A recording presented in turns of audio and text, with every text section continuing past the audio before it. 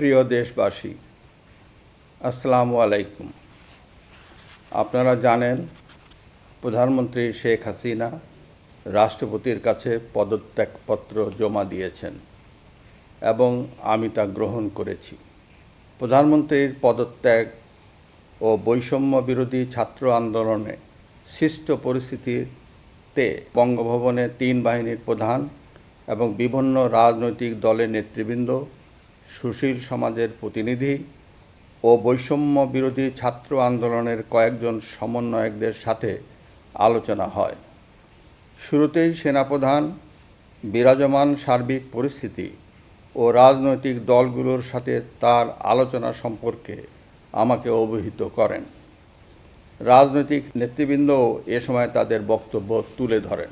সভায় বৈষম্য বিরোধী ছাত্র আন্দোলনের নিহত শহীদদের স্মরণে শোক প্রস্তাব গৃহীত হয়। এছাড়া জরুরি ভিত্তিতে একটি অন্তর্বর্তীকালীন সরকার গঠনের সিদ্ধান্ত নেওয়া হয়। সকল দল ও অংশীজনদের সাথে আলোচনা করে গঠিত অন্তর্বর্তীকালীন সরকার যত দ্রুত সম্ভব নির্বাচনের ব্যবস্থা করবে।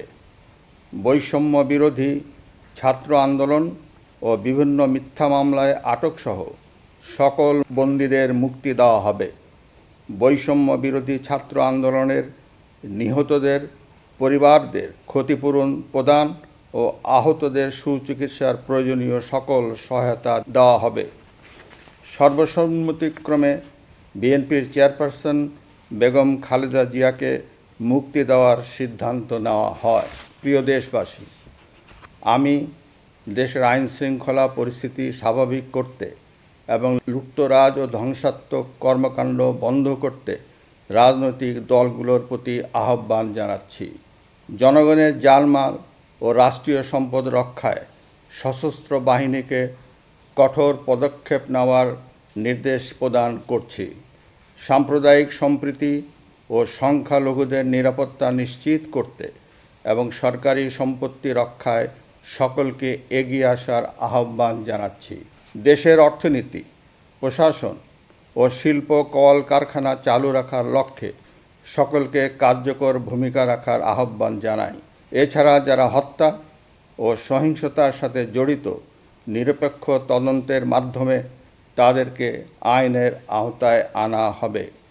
গণপ্রজাতন্ত্রী বাংলাদেশের সংবিধান অনুযায়ী অনতিবিলম্বে বর্তমান সংসদ বিলুপ্ত করা হবে। দেশের সকল অফিস আদালত স্বাভাবিকভাবেই চলবে। প্রিয় দেশবাসী, আসুন আমরা দেশকে বাঁচাতে একযোগে কাজ করি। পারস্পরিক হিংসা বিদ্বেষ ভুলে ও প্রতিহিংসার ঊর্ধ্বে উঠে দেশকে এগিয়ে নিতে নিজ নিজ অবস্থান থেকে ভূমিকা রাখার জন্য আমি বিনয়ের সাথে আপনাদের প্রতি অনুরোধ করছি। একটি সুন্দর ও সোনালী ভবিষ্যতের প্রত্যাশায় আমরা এগিয়ে যাব ইনশাআল্লাহ।